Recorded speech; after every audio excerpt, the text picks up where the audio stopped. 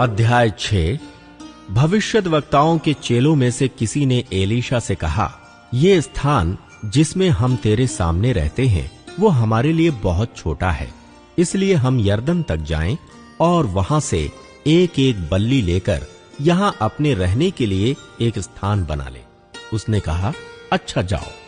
तब किसी ने कहा, कृपया अपने दासों के संग चल। उसने कहा, चलता हूं। अतः वो उनके संग गया और वे यरदन के किनारे पहुंचकर लकड़ी काटने लगे। परंतु जब एक जन बल्ली काट रहा था तो कुल्हाड़ी बेंट से निकलकर जल में गिर गई। इसलिए वो चिल्लाकर कहने लगा, हाय मेरे प्रभु, वो तो मांगी हुई थी। परमेश्वर के भक्त ने पूछा, वो कहां गिरी?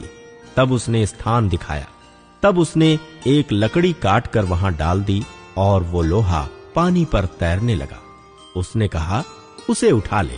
तब उसने हाथ बढ़ाकर उसे ले लिया। एलीशा और अरामी सेना।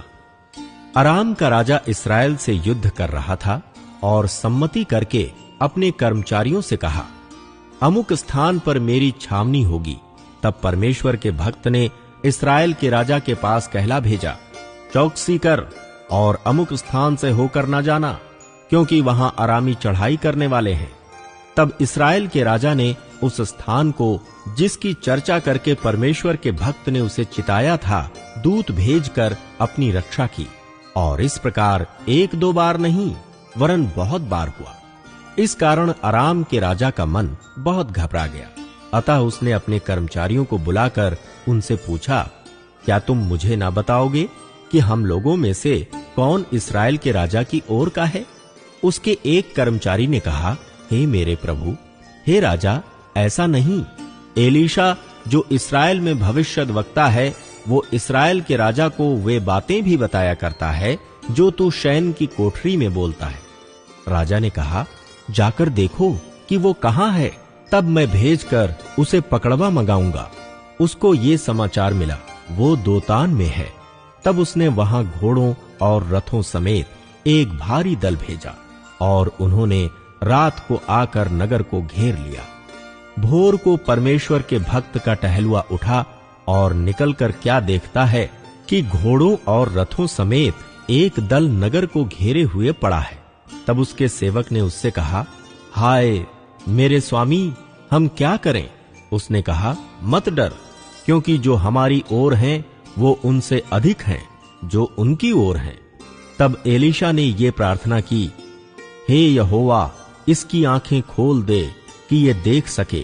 तब यहोवा ने सेवक की आंखें खोल दी और जब वो देख सका, तब क्या देखा कि एलीशा के चारों ओर का पहाड़ अग्निमय घोड़ों और रथों से भरा हुआ है।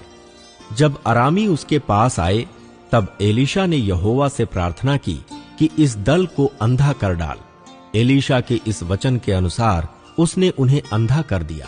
तब एलीशा ने उनसे कहा, ये तो मार्ग नहीं है और न ये नगर है। मेरे पीछे हो लो, मैं तुम्हें उस मनुष्य के पास जिसे तुम ढूंढ रहे हो पहुंचाऊंगा। तब उसने उन्हें शोम्रोन को पहुंचा दिया। जब वे शोम्रोन में आ गए, तब एलीशा ने कहा, हे यहोवा, इन लोगों की आंखें खोल कि देख सकें। तब यहोवा ने उनकी आंखें खोलीं और जब वे देखने लगे, तब क्या देखा कि हम शोम्रोन के मध्य में हैं। उनको देखकर इस्राएल के राजा ने एलीशा से कहा, हे मेरे पिता, क्या मैं इनको मार लूं? मैं इनको मार लूं? उसने उत्तर दिया, मत मार। क्या तू उनको मार दिया करता है जिनको तू तलवार और धनुष से बंदी बना लेता है? तू उनको अन्न जल दे कि खा पीकर अपने स्वामी के पास चले जाएं। तब उसने उनके लिए बड़ा भोज किया और जब वे खा पी चुके, तब उसने उन्हें विदा किया और वे अपने स्वामी के पास चले गए। इसके बाद अराम के दल इस्राएल के देश में फिर न आए। शोम्रोन की घेराबंदी। इसके बाद अराम के राजा बेन हदद ने अपनी समस्त सेना इकट्ठी करके शोम्रोन पर चढ़ाई कर दी और उसको घेर लिया। तब शोम्रोन में बड़ा अकाल पड़ा और वो ऐसा घिरा रहा कि अंत में एक गदहे का सिर चांदी के 80 टुकड़ों में और कब की चौथाई भर कबूतर की बीट 5 टुकड़े चांदी तक बिकने लगी। एक दिन इस्राएल का राजा शहर पनाह पर टहल रहा था कि कि एक स्त्री ने पुकार के उससे कहा, हे प्रभु, हे राजा, बचा। उसने कहा, यदि यहोवा तुझे ना बचाए तो मैं कहां से तुझे बचाऊं?